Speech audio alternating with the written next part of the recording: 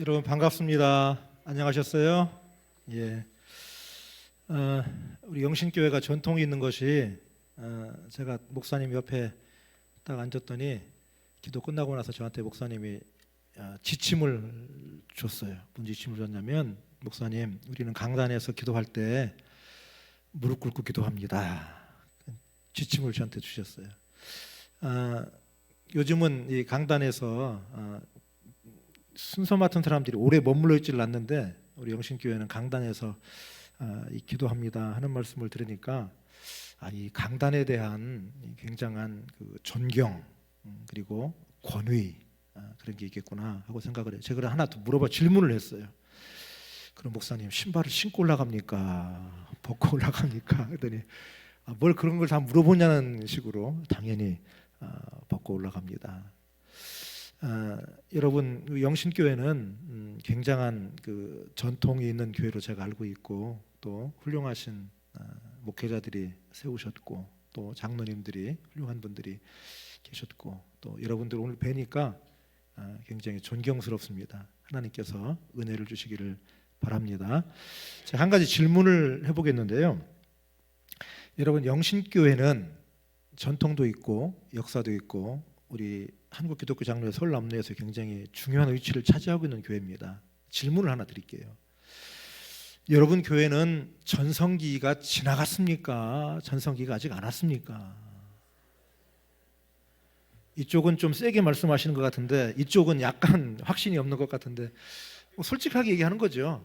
여러분 교회는 전성기가 지나갔습니까? 아니면 전성기가 아직 안 왔습니까? 벌써 이쪽이 세죠. 제가 우리 교회에서도 뭔가 질문을 하면 항상 한쪽이 더 세고 한쪽은 약간 고민하는 듯한 그런 그 액션을 취하는데, 아마 어떤 사람들은 그렇게 생각할 거예요. 우리 교회는 전성기가 지났어. 좋은 때가 지났어. 그때가 좋았지. 이제 그런 때가 안 올 거야. 그렇게 생각하는 분도 계세요. 또 어떤 분은 한때 우리가 좋은 때도 있었지만 끝난 건 아니다. 앞으로 또 더 놀라울 때가 올 거다.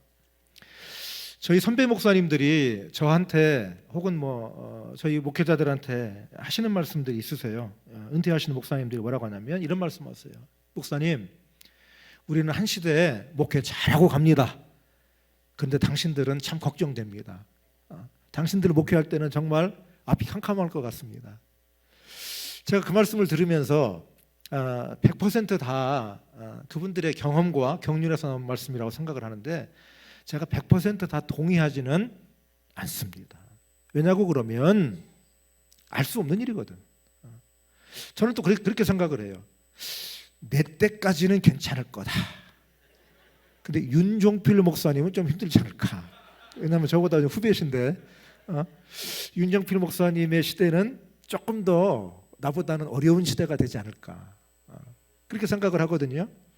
여러분 동의하십니까? 안 할 줄 알았어요.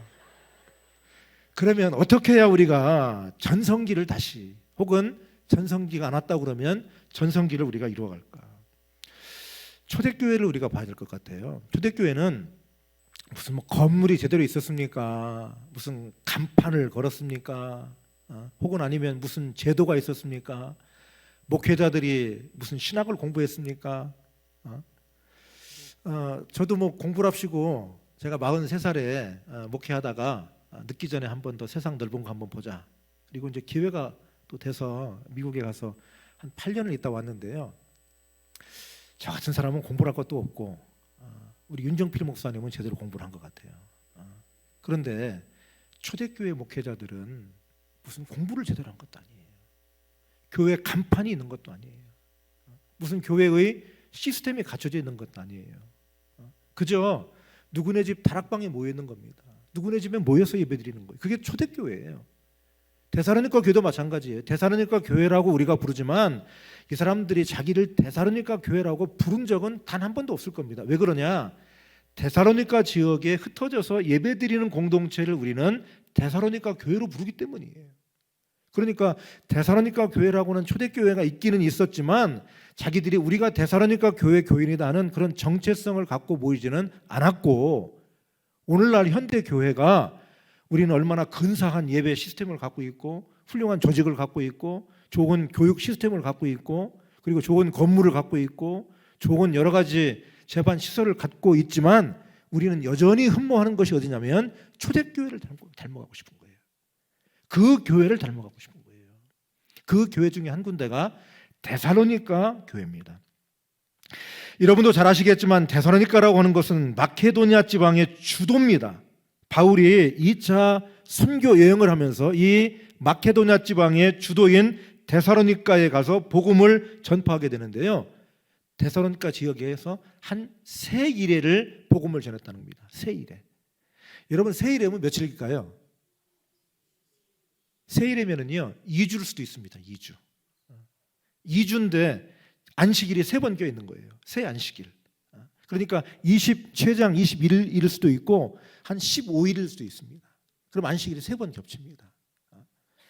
세 안식일 동안 사도 바울이 데살로니가에 가서 복음을 전파했어요. 거기 가서 복음을 전파했는데 그 데살로니가 오기 전부터 따라다닌 사람들이 있었어요. 복음을 전파하는데 방해하는 사람들이 있습니다. 여러분 하나님의 역사는 참 놀라운데요. 하나님의 역사가 시작되면 사탄도 같이 움직이기 시작한다는 사실이에요. 왜 그러냐? 사탄이 생각할 적에 저거 내버려 둬도 아무 문제가 안 생길 것 같으면 사탄은 건드릴 필요가 없어요. 그런데 저거 내버려 두면 무슨 사건이 날 것 같아. 저거 내버려 두면 영신교회가 부흥할 것 같아. 저거 내버려 두면 하나님의 역사가 놀랍게 펼쳐질 것 같아. 그러면 사탄도 같이 바빠진다는 사실이에요. 그러므로 은혜가 더한 곳에 시험도 있어요. 그래서 우리가 하나님 말씀 위에 서야 되고 열심히 기도해야 되는 이유가 거기에 있는 줄로 믿습니다. 사도 바울이 데살로니가에 가서 복음을 전파했어요. 예수 그리스도를 증거했어요. 예수 그리스도를 전파했는데 따라다니면서 반대하는 자들이 쫓아와서 이 사람들을 방해합니다. 오늘 본문에 보니까 야손네 집이 야손. 데살로니가의 야손이라고 하는 사람의 집에서 성도들이 모였던 것 같아요. 그 집에 모여서 예배를 드리고 그 집에 모여서 성경을 가르치고 그 집에 모여서 복음을 전했습니다. 오늘 본문에 보니까 뭐라고 했냐면 사도 바울이 세 일회를 거기서 복음을 강론했대요. 하나님 말씀을 강론했대요. 세번역 성경은 이 강론이란 말을 토론이라고 하는 토론. 하나님 말씀을 가지고 머리를 맞대면서 이들이 같이 하나님의 말씀을 가지고 읽고 묵상하고 대화를 하고 나눈 거죠. 그런데 야손이라고 하는 사람네 집에 모여 있는데 그 동네에 있는 불량배들을 유대인들이 선동을 했습니다. 그 동네 이 껄렁패들을 선동을 한 거예요. 그래서 사도 바울과 거기에 핵심적인 사람들을 찾으려고 쫓아갔는데 찾지를 못했습니다. 사도 바울을요 데살로니가 교인들이 피신을 시켰습니다. 피신을 시켰어요. 사도 바울이 급히 빠져나갔습니다. 그리고 야손이라고 하는 사람네 집에 그 유대인들과 선동당한 사람들이 쫓아가서 그 집을 뒤엎어 놓습니다. 근데 참 신기한 게요. 이 야손이라고 하는 이름은 영어로 하면 제이슨입니다. 제이슨. 혹시 영어 이름 중에 제이슨 있는 분이 있는지 모르겠는데 야손이 제이슨이에요. 제이슨. 이 야손이라고 하는 사람네 집에 가서 사람들을 끌고 갔다고 그랬어요. 당국자 앞에 끌고 가서 시청의 관원들에게 데리고 가서 천하를 어지럽게 하는 사람들이다. 이 사람들이. 그리고 다른 임금 예수라고 하는 다른 임금을 사람들에게 가르친다. 이건 오늘날을 우리 말고 좀 과거에 옛날 국가보안법 같은 거예요. 이게 로마는 황제 국가거든요. 황제가 신입니다. 황제가 신이에요. 그런데 예수 믿는 사람들이 로마 황제를 황제로 부르지 않고 예수라고 하는 분이 우리의 왕입니다 하는 걸 가르쳤다는 거예요. 그러니까 새로운 왕이 있다는 걸 불온한 사상과 불온한 이데올로기를 전파하는 사람들이에요. 그러니까 이 사람들을 내버려둘 수가 없습니다. 로마 관원들이. 그런 고소가 들어왔어요. 새로운 왕을 얘기합니다. 예수라고 하는 왕을 얘기합니다. 그 고발이 들어왔어요. 그리고 당사자들을 끌고 와버렸어요. 그래서 이 사람들을 매우 쳤다고 그랬습니다. 매우 치고 그 옛날에도 이 로마가 굉장히 발전돼 있었나 봐요. 보석금을 받고 이 사람들을 풀어줬다는 거예요. 오늘날도 보석금이 있잖아요. 보석금을 내면 사람을 풀어주잖아요. 그 당시에도 보석금을 내고 이 사람들을 풀어줬다는 거예요. 그런데 이 대목에서 우리가 좀 눈여겨봐야 할 때가 있는데요. 그 17장 8절 이렇게 말씀을 하고 있죠. 무리와 up장들이 이 말을 듣고 소동하여 야손과 그 나머지 사람들에게 보석금을 받고 놓아주니라. 보석금을 받고 놓아줬대요. 그런데 요즘 성경학자들이 무슨 얘기를 하냐면 어쩌면 이때 이 유대인들이 야손네 집에 가서 17장 5절에 보면 불량한 사람들을 데리고 때를 지어 성을 뒤엎어놨다고, 성을 소동케 했다고 그랬어요. 그러니까 예수 믿는 사람들 때문에 이 데살로니가 성을 뒤엎어놔 버렸는데 야손네 집도 아마 박살을 냈을 거다. 어쩌면 오늘 여기에는 나와 있지 않는데 이때 많은 사람들이 다치거나 이때인지는 모르지만 이 사건과 관련해서 후에 순교한 사람들도 나오지 않았겠냐 하는 그런 생각을 합니다. 그 이유는 왜 그러냐면 이 데살로니가 교회에 한 2주 정도 복음을 전파한 바울이 급히 빠져나오고요. 훗날 이 데살로니가 교회가 걱정이 돼서 편지를 하나 씁니다. 그게 데살로니가 전서입니다. 그 데살로니가 전서에 보면 여러분 데살로니가 전서 4장 13절에 보면은요 무슨 얘기를 하냐면 이런 얘기를 합니다. 데살로니가 전서 4장 13절에 혹시 성경 있으면 한번 찾아보십시다. 이런 얘기를 합니다. 형제들아 자는 자들에 관하여는 너희가 알지 못함을 우리가 원하지 아니하노니 이는 소망 없는 다른 이와 같이 슬퍼하지 않게 하려 함이라. 우리가 예수께서 죽으셨다가 다시 살아나심을 믿을진데 이와 같이 예수 안에서 자는 자들도 하나님이 그와 함께 데리고 오시리라. 갑자기 얘기를 해요. 데살로니가 교회에 편지를 하면서 갑자기 이 이야기를 합니다. 그러면서 주님이 다시 재림하실 날 그런 이야기를 데살로니가전서 5장에서 얘기합니다. 5장 1절 형제들아 때와 시기에 관하여는 너에게 쓸 것이 없음은 주의 날이 밤에 도둑같이 이를 줄을 너희 자신이 자세히 알기 때문이라. 주님이 다시 오시는 재림에 대한 얘기를 여기서 합니다. 이런 걸로 봐서 주 안에서 자는 자들은 죽은 자들이에요. 갑자기 데살로니가 교회에 편지를 보내면서 사도 바울이 주 안에서 자는 자들 그 사람들을 여러분이 염려하지 말아라.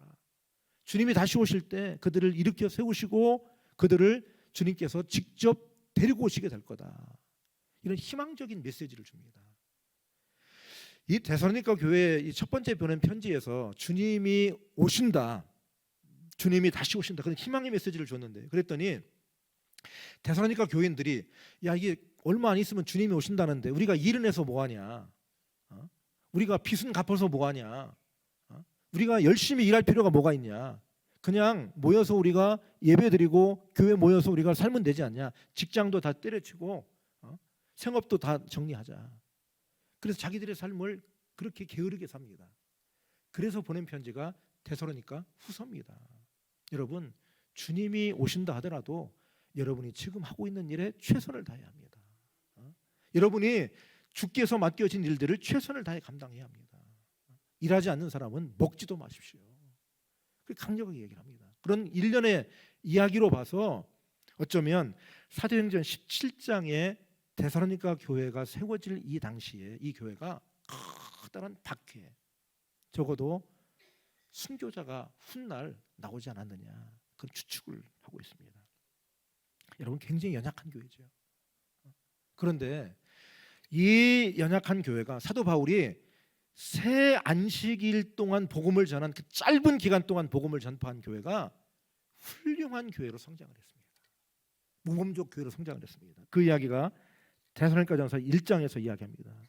1장에서 이렇게 얘기합니다. 우리가 너희 모두로 말미암아 항상 하나님께 감사하며 기도할 때 너희를 기억함은 너희의 믿음의 역사와 사랑의 수고와 우리 주 예수 그리스도에 대한 소망의 인내를 우리 하나님 아버지 앞에서 끊임없이 기억한다. 끊임없이 기억한다. 사도 바울이 자기가 잠깐 복음을 전한 교회인데 염려가 될 거 아닙니까? 그 사람들이 어떻게 생겼을까? 그 대선일가 성 자체를 뒤집어 엎어놓는 것을 뒤로 하고 그거 빠져나왔는데 그 교회 성도들은 안전할까? 그 야손네 집은 괜찮을까? 걱정이 앞섰을 거 아닙니까?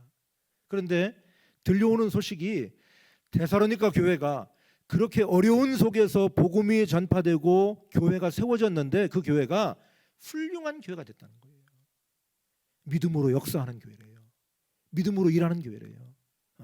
믿음으로 치면 이 교회를 따라갈 교회가 없대요. 뿐만 아니라 사랑으로 수고하는 교회래요.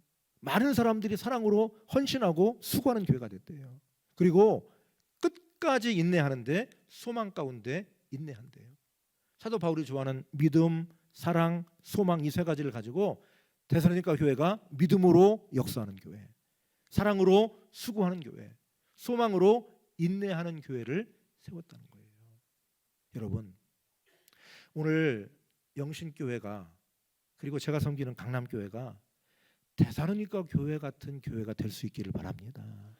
데살로니가 교회 같은 그런 믿음의 전성기가 올 수 있기를 바랍니다. 믿음으로 역사하는 교회, 사랑으로 수고하는 교회, 소망으로 인내하는 교회. 그리고 이 교회가 얼마나 믿음이 훌륭했냐면 여러분의 믿음은 내가 다시 말할 필요가 없습니다. 여러분의 믿음에 대한 소문은 저 마케도냐와 아가야 지방에까지 소문이 났습니다. 여러분, 그런 교회의 기초는 하나님의 말씀인 줄로 믿습니다. 사도행전 17장으로 돌아갑니다. 사도행전 17장에서 바울이 데살로니가의 말씀을 전할 때 17장 2절과 3절에 이렇게 말합니다. 바울이 자기의 관례대로 그들에게로 들어가서 새 안식일에 성경을 가지고 강론하며 3절에 뜻을 풀어 그리스도가 해를 받고 죽은 자 가운데서 다시 살아나야 할 것을 증언하고 이르되 내가 너희에게 전하는 이 예수가 곧 그리스도라. 예수가 곧 그리스도다.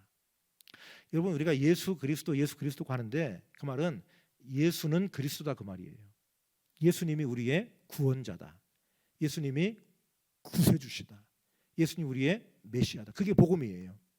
그 복음을 사도 바울이 새 안식일 동안 데살로니가 교인들과 함께 말씀을 가르쳤대요. 근데 말씀의 능력이 있어서 잠깐 동안 말씀을 가르치고 말씀을 가지고 토론하고 말씀을 가지고 나누었는데 교회가 든든히 세워져 갔어요. 제가 우리 윤정필 목사님 초대를 받고 왔는데 제가 물어봤습니다. 주제가 뭡니까? 그랬더니 목사님 말씀이 우리 교회가 이어주는 교회라고는 모토를 가지고 이 가을에 하늘과 땅이 말씀으로 이어지다. 그런 주제로 이번 이런 집회를 하신다고 그러더라고요. 저는 사실은 우리 윤정필 목사님을요 잘 모릅니다. 윤 목사님 잘 모르시잖아요. 전에 본 적이 없어요. 윤정필 목사님을 여러분보다 제가 잘 몰라요.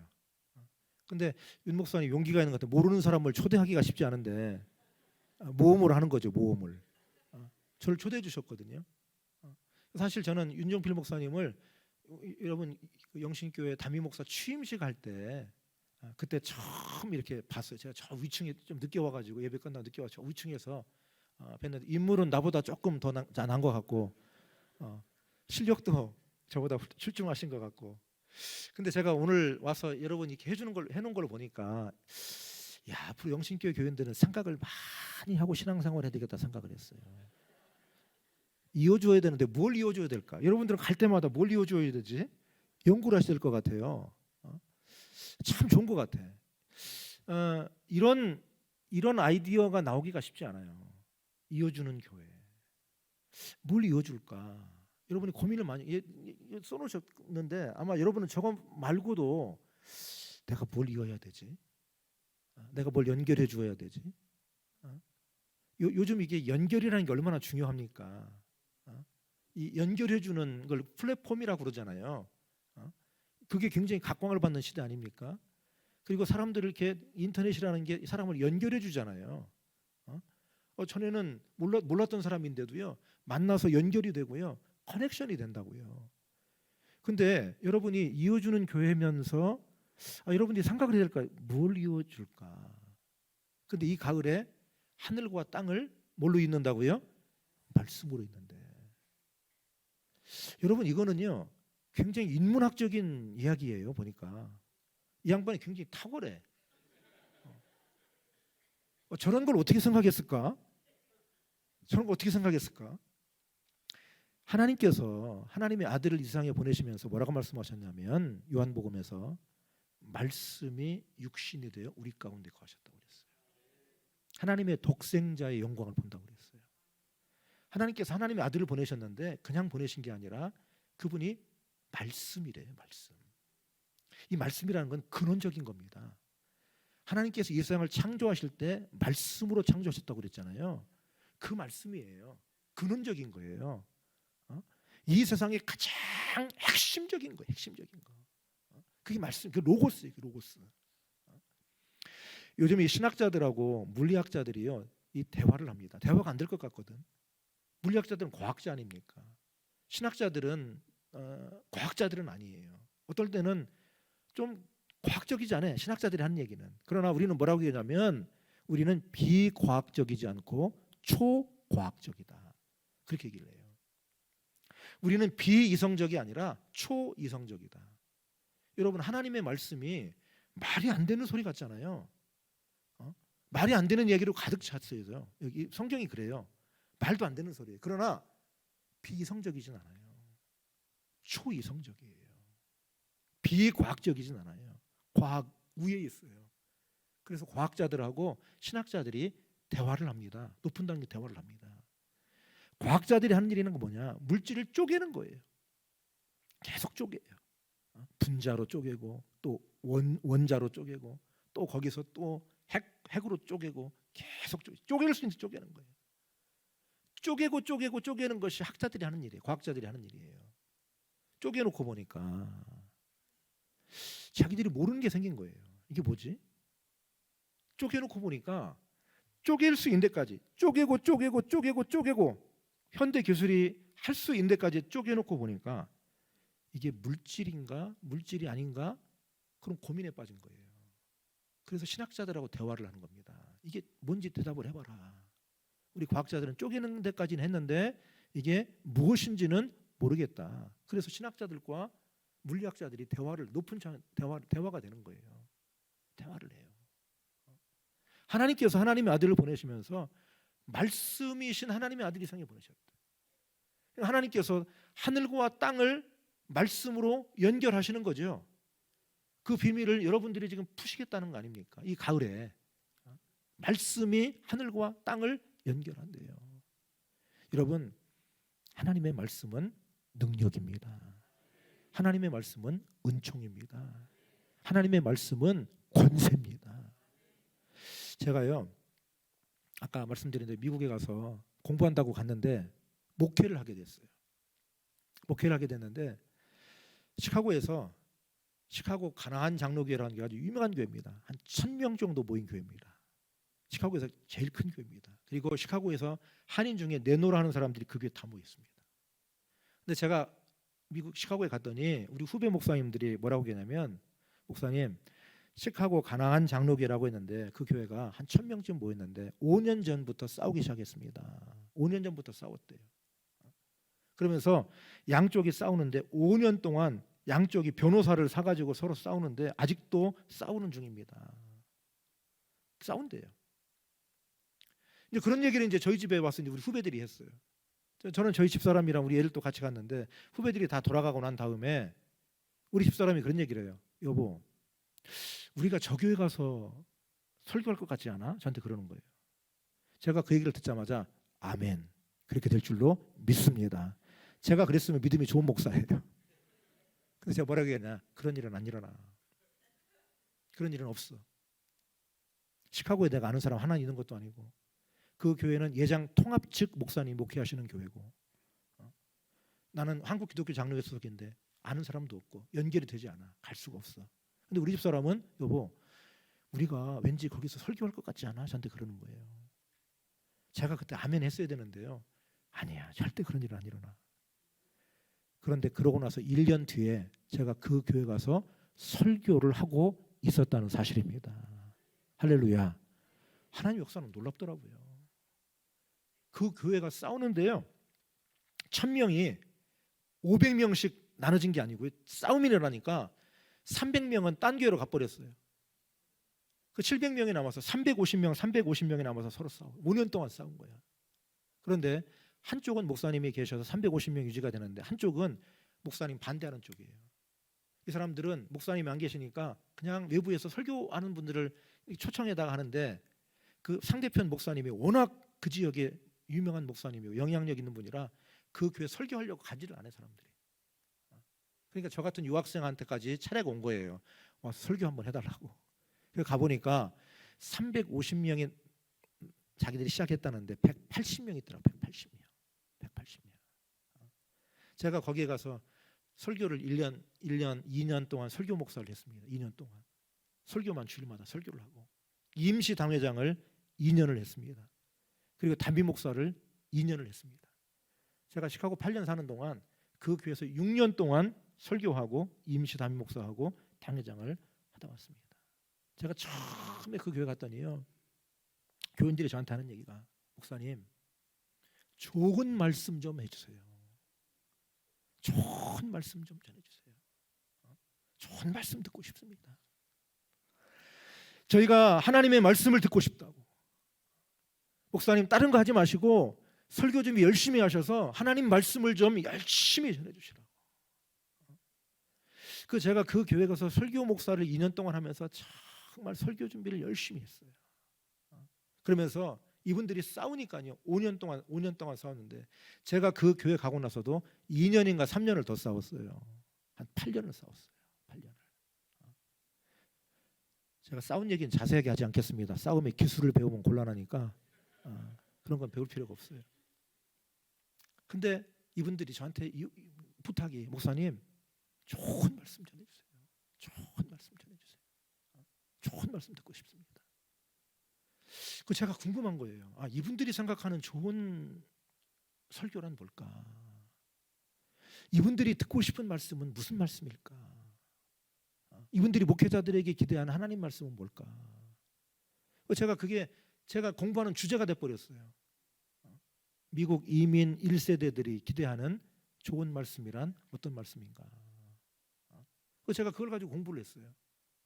교인들을 대표를 몇 명 뽑아가지고, 그런데 관심 있는 분을 뽑아가지고 저와 같이 토론도 했어요. 어떤 게 좋은 말씀인가? 여러분, 어떤 게 좋은 말씀이겠습니까? 하나님의 말씀이 하나님의 말씀으로 선포되는 것이 좋은 말씀인 줄로 믿습니다. 다른 게 아니에요. 가감이 없어요. 하나님의 말씀이 하나님의 말씀으로 선포가 돼야 돼요. 데살로니가전서 1장 6절에서도 데살로니가 교회 교인들에게 너희는 많은 환난 가운데서 성령의 기쁨으로 말씀을 받아 우리와 주를 본받은 자가 되었다. 우리 영신교회가 하나님의 말씀을 듣고 싶어하는 교회인 줄로 믿습니다. 그 말씀을 사모하는 교회인 줄로 믿습니다. 이 강단에서 하나님의 말씀이 하나님의 말씀 그대로 선포될 줄로 믿습니다. 이게 하나님의 말씀입니다. 하나님의 말씀이 땅과 하늘을 연결해 줍니다. 맞습니다. 여러분의 교회에 하늘과 땅이 연결되는 하나님의 말씀이 선포될 줄로 믿습니다. 네덜란드 화가인 렘브란트를 잘 아실 겁니다. 이분이 종교 그림을 많이 그렸는데요, 우리 영감을 주는 성서의 장면들을 그림으로 그렸습니다. 그 중에 한 가지가 뭐냐면 논쟁하는 두 노인이라고 하는 작품이 있어요. 이 큰 그림 안에 백발이 성성한 두 사람이 성경을 가운데 놓고 진지한 대화를 나눕니다. 한 사람은 성경을 굳게 잡고 등을 보이는 사람이 있어요. 또 한 사람은 그 앞에서 손가락으로 성경을 짚어가면서 설명하는 사람이 있어요. 렘브란트가 그린 논쟁하는 두 노인이라는 작품이에요. 근데 그 가운데 놓이는 책이 성경이에요. 그 성경을 꽉 움켜잡고 등을 보이는 사람이 베드로고, 그 맞은편에서 성경을 손가락으로 짚어가며 설명하는 사람이 사도 바울이에요. 하나님의 말씀을 놓고 베드로와 사도 바울이 진지하게 토론하는 장면이 그대로 거기에 들어있습니다. 우리가 하나님의 말씀 앞에 진지할 수 있기를 바랍니다.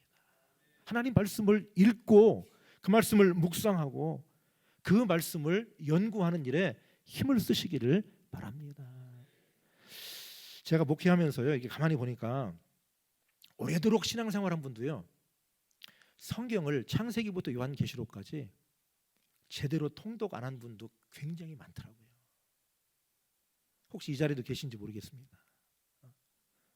제가 시카고에서 목회할 때도 이 성경을 창세기부터 요한계시록까지 한 번도 안 읽은 분이 꽤 있으세요. 그래서 목회하면서 성경 통독 대회를 시작을 했어요. 1월 1일부터 시작해서 12월 둘째 주일이 성서주일입니다. 그때까지 창세기부터 요한계시록까지 읽읍시다. 그리고 표를 만들어 나눠줬어요. 체크하면서 읽으시라고. 그리고 생애 최초로 성경을 읽은 분은 앞에다가 표시해라. 생애 최초 성경 통독입니다. 표시해라. 그리고 매년 읽는 사람은 몇 번 읽었는지 표시해서 내십시오. 그리고 생애 최초로 성경을 통독하시는 분은 창세기부터 요한계시록까지 그 기간에 읽어야 돼요. 그게 룰이에요. 그 기간에 읽은 분은 생애 최초 성경 통독 기념 성경책을 하나 성경 선물로 드렸어요. 앞에다 딱 썼어요. 생애 최초 성경 통독 기념 아무개 이름 딱 쓰고 시카고 언약장로교회 딱 박아가지고. 근데 은퇴하신 장로님 한 분이 성경 통독 대회가 끝날 즈음에 저한테 오셨어요. 그 성경 읽기표를 갖고 오셨어요. 읽기표를 갖고 와가지고 목사님 내가 성경을 읽었는데 목사님 놀라지 마십시오. 제가 장로고 은퇴한 장로인데 내가 신앙생활하면서 지금까지 성경을 한 번도 창세기부터 요한계시록까지 읽어보지를 못했습니다. 제가 참 부끄럽습니다. 그분의 고백이에요. 목사님, 내가 부끄럽지만 우리 교회에서 이렇게 성경 통독을 하고 생애 최초 성경 통독 기념 성경도 선물로 주고 하는 걸 보면서 내 마음이 무척 무거웠습니다. 내가 이 교회 읽어야 되겠다 생각했습니다. 그래서 내가 이를 악물고 연세가 많으시니까 책읽기가 어려워요. 내가 이를 악물고 성경을 읽어서 통독을 오늘 마쳤습니다. 목사님 제가 부끄럽지만 장로로서 이제 할 일을 한 것 같습니다. 제가 그분을 참 격려해 드렸어요. 장로님 정말 훌륭하십니다. 사실 오래 신앙생활 하신 분들 또 교회에서 오래도록 직분을 맡으신 분들 가운데도 그런 분이 있을 수 있거든요. 근데 그 용기가 대단하잖아요. 내가 이제 읽었습니다. 목사님 주보에 읽음 명단을 넣었는데 제 이름 부끄럽지만 넣으셔도 괜찮습니다. 제가 최초로 읽었습니다. 최초로. 여러분 하나님 말씀은 참 신비합니다. 이 말씀을 읽으면은요, 이 말씀 속에 내 얘기가 들어있어요. 이 말씀 안에 영신교회 얘기가 들어있고 강남교회 얘기가 들어있어요. 내 이름을 거명하진 않아요. 그러나 내 인생의 문제를 성경이 우리에게 들려줘요. 내가 가야 할 길을 보여주세요. 그리고 이 말씀을 통해서 내가 어떻게 그리스도인답게 살아가야 할지를 우리에게 말씀하시는 줄로 믿습니다. 데살로니가 교회가 어떻게 굳건하게 설 수 있었습니까? 새 안식일밖에 안 되는 짧은 기간 동안이지만 사도 바울이 하나님의 말씀을 가르치고 들려줬을 때 그 말씀의 능력이 뿌리를 내리고 가지를 뻗고 잎이 돋게 된 거예요. 데살로니가 교회가 믿음의 역사하는 교회, 사랑으로 수고하는 교회, 소망으로 인내하는 교회, 그 밑바탕에는 살아계신 하나님의 말씀이 그들에게 있는 줄로 믿습니다. 우리 영신교회가, 우리 강남교회가 하나님의 말씀 위에 선 교회가 될 줄로 믿습니다. 하나님의 말씀 위에 선 교회가 되기를 축원합니다.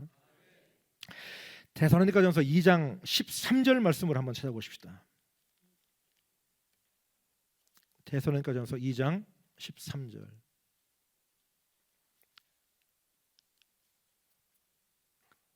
읽어보겠습니다. 이러므로 우리가 하나님께 끊임없이 감사함은 너희가 우리에게 들은 바 하나님의 말씀을 받을 때에 사람의 말로 받지 아니하고 하나님의 말씀으로 받음이니 진실로 그러하도다. 이 말씀이 또한 너희 믿는 자 가운데서 역사하느니라.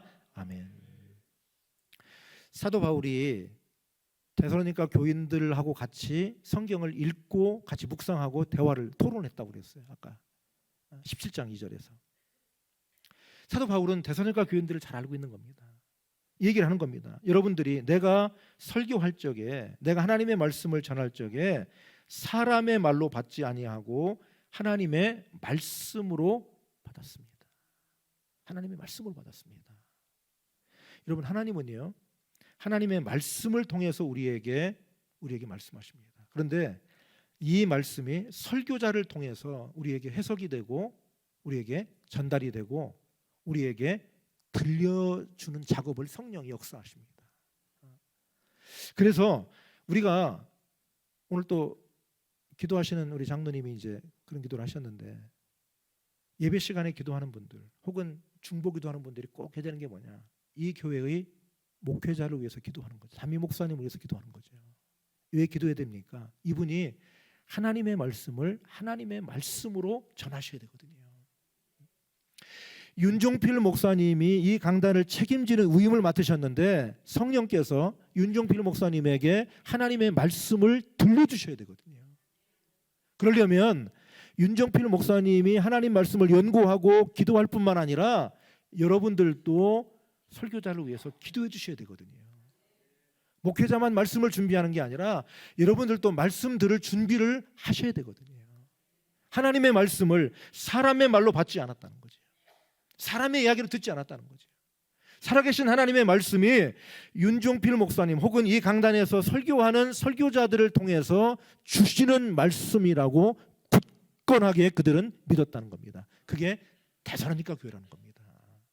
여러분, 하나님은 하나님의 종들을 통해서 말씀을 전하시고 선포하시는 줄로 믿습니다. 근데 여러분, 문제는요, 저도 그래요. 제가 종종 우리 교인들한테 그런 얘기를 합니다.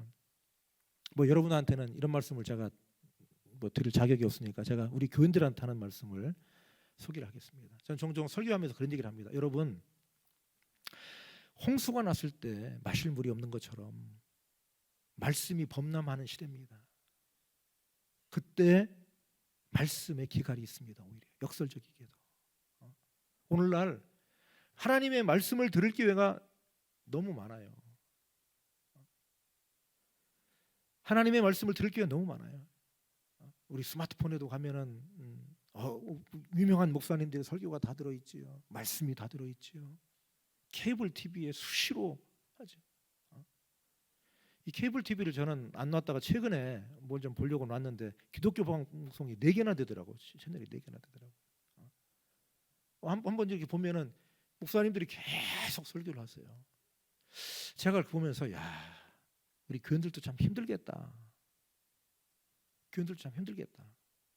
저렇게 말씀을 많이 들으니 그걸 다 지키려면 얼마나 힘들고, 안 지키려면 몰라도 그 들은 말씀을 다 들으니까.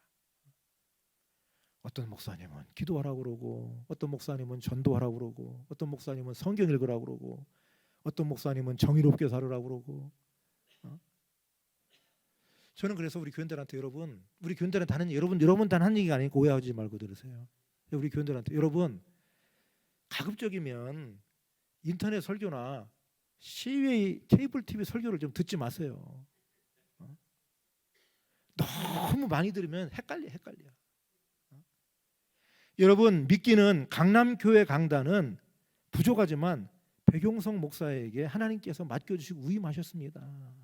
여러분들이 들어야 할 말씀은 백용석 목사를 통해서 주시는 줄로 믿습니다. 왜 여러분이 아멘 하세요? 우리 강남교회 교인들한테 하는 얘기를 하니까. 너무 많은 걸. 여러분, 얼마나 훌륭하고 설교 잘하는 목사님들이 많으세요. 능력이 탁월한 분이 많으세요. 어떤 분은요, 이런 분도 있더라고요. 그걸 또 자랑이라고 저한테 하더라고요. 목사님, 저는요, 예배 오기 전에요, 인터넷에서 어느 교회 목사님 설교 한번 듣고 옵니다. 그게 뭘 또 자랑이라고 저한테. 여러분, 여기 그 우리 여신도들이 많으신데, 만약에 여러분의 자녀들이나 남편이 아침을 딱 차려줬더니 여보, 이 밥이 왜 이 모양이야? 옆집 아무네 집은 밥을 이렇게 한다던데 가서 좀 배우고 와. 그럼 여러분 기분이 어떻게 생겼어요? 밥상을 엎어버리지. 밥상을 엎어버리지. 어쩌면 저는 우리 교회 교인들에게 그런 말씀을 드리세요. 하세요. 해요. 전 종종. 여러분 너무 많은 말씀을 듣지 마십시오.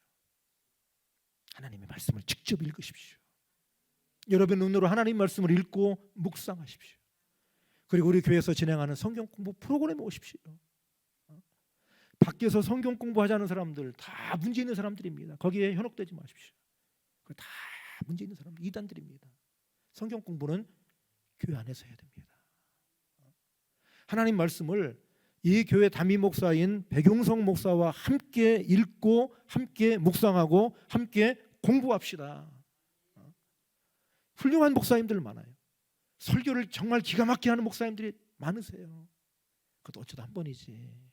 여러분 그걸 듣고 여기로 가고 저기로 가고 인터넷으로 들어가 듣고 또 요즘은 또 얼마나 또 많은 게 돌아다닙니까?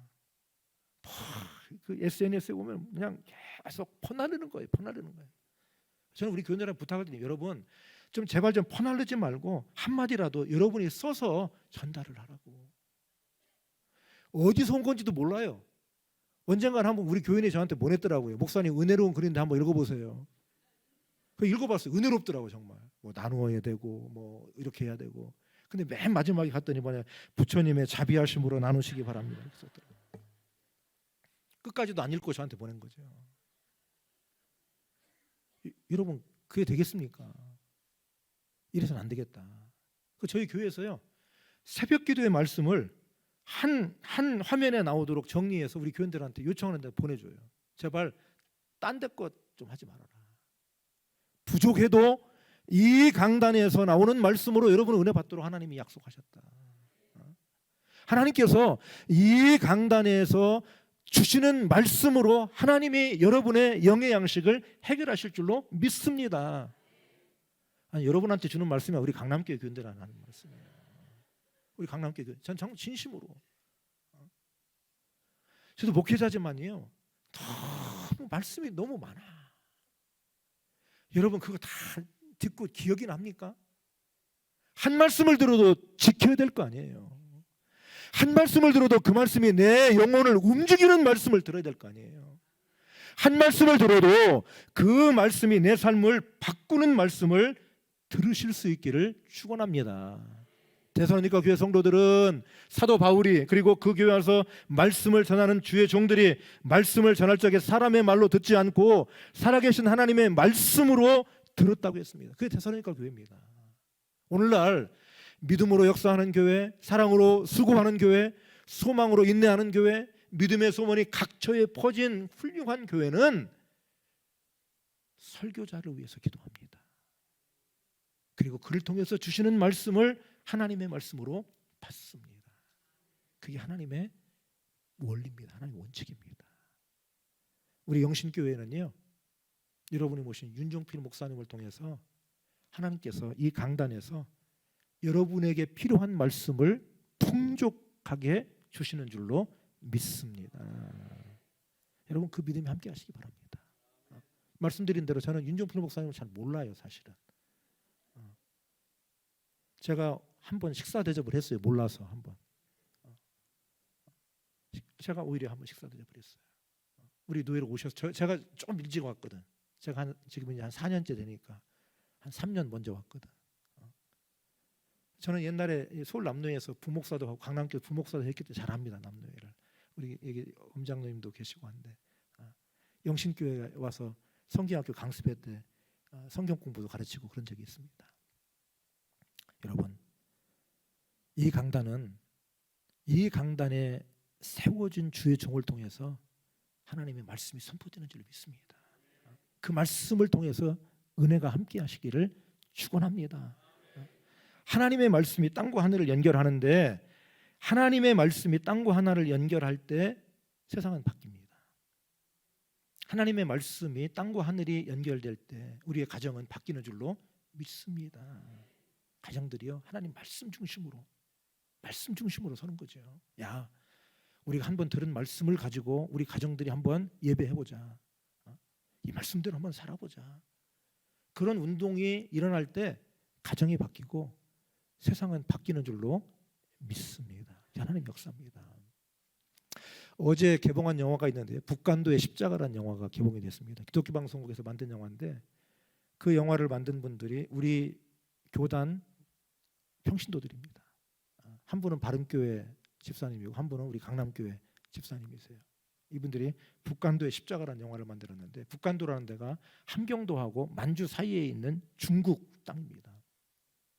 이분들이 일제치하에 먹고 살기가 어렵고 일제 등살에 살기가 어려우니까 그 북간도에 가서 땅을 샀는데 여의도만한 땅을 샀다는 거예요. 이분들이 대개 이분들이 유학을 공부한 분들인데 이 유학 가지고는 우리 조선의 독립을 구할 수 없고 인재를 키울 수 없다 해서 호주 선교부에다 편지를 보냅니다. 선교사를 보내달라고. 기독교를 통해서 하나님의 말씀을 통해서 우리가 새로워지겠다. 그래서 북간도에서 이분들이 뜨겁게 교육운동, 학교를 세우고 교회를 맨 먼저 세우죠. 교회를 세우고 학교를 세우고 그래서 이분들이 독립운동에까지 이분들이 후원을 하고 돕습니다. 그러면서 이제 2차 대전이 끝나고 중국이 공산화가 되고 소련이 공산화되고 이런 사람들이 밀려오니까 여기서는 더 이상 희망이 없다 하고 공산주의 때문에 희망이 없다. 그 땅을 포기하고 다시 한국으로 돌아옵니다. 그리고 돌아와서 이분들이 신앙생활을 하면서 6.25 전쟁 이후에 한국 남한에까지 오게 됩니다. 그분들이 우리 교단을 이루는 아주 중추적인 인물들이 거기에 많습니다. 그 얘기가 우리 교단 얘기를 하자는 건 아닌데 그 북간도의 신앙을 갖고 있던 그 민족을 사랑했고 그리고 민족 교육을 해서 인재를 키우려고 했고 그리고 신앙을 뜨겁게 신앙생활했던 사람들의 이야기를 찾아오다 보니까 그분들이 우리 교단의 아주 훌륭한 목회자들로 한국 사회에 영향력을 끼치는 분들로 했다는 이야기로 그 이야기 결론을 말씀했습니다. 요즘 우리 교회가 얼마나 사람들에게 대접을 못 받습니까? 그 영화를 보니까 야 우리 교회가 그런 교회구나. 민족 앞에 서 있던 교회구나. 우리 한국 기독교 장로회, 우리 한국 기독교 장로회가 훌륭한 교단이구나. 교세는 좀 다른 교단에서 약하지만 이 민족을 사랑하고 그리고 이 시대를 깨우는 인물들을 길러낸 훌륭한 교단이구나. 하나님의 말씀으로 깨우친 사람들이 세상과 그리고 하나님의 나라를 연결하는 사건이 나타났더라고요. 올 가을에 우리 영신교회가 이 가을에 하나님의 말씀으로 하늘과 땅을 잇는 일들을 하고 계신데 그 일은 이미 하나님이 여러분에게 보여주신 길입니다. 하나님의 아들이 이미 오셨습니다. 그래서 그 일을 통해서 우리에게 보여주셨습니다. 여러분들도 이제 하나님의 말씀과 그리고 세상을 교회와 세상을 그리고 성도와 믿지 않는 사람들을 연결하셔야 되는데 하나님의 말씀으로 하실 수 있기를 바랍니다. 말씀의 은혜가 여러분에게 충만하시기를 바랍니다. 우리 영신교회가 아까 제가 여러분에게 질문한 것처럼 여러분이 대답하셨잖아요. 우리 교회가 아직 전성기가 안 지나갔습니다. 우리 강남교회도 저는 전성기가 안 지났다고 믿어요. 우리 교회 전성기가 지났다 그러면 얼마나 마음이 아프잖아요. 할 일이 없잖아. 아직 안 왔다고 해요. 좋은 때가 있었지만 아직 전성기는 안 왔다. 제가 시를 한 편 읽어드리겠습니다. 나짐 히크메크라고 하는 사람의 진정한 여행이라는 시인데요. 그는 여기서 이렇게 노래합니다. 가장 훌륭한 시는 아직 쓰여지지 않았다. 가장 아름다운 노래는 아직 불려지지 않았다. 최고의 날들은 아직 살지 않은 날들. 가장 넓은 바다는 아직 항해되지 않았고 가장 먼 여행은 아직 끝나지 않았다. 불멸의 춤은 아직 추워지지 않았으며 가장 빛나는 별은 아직 발견되지 않은 별.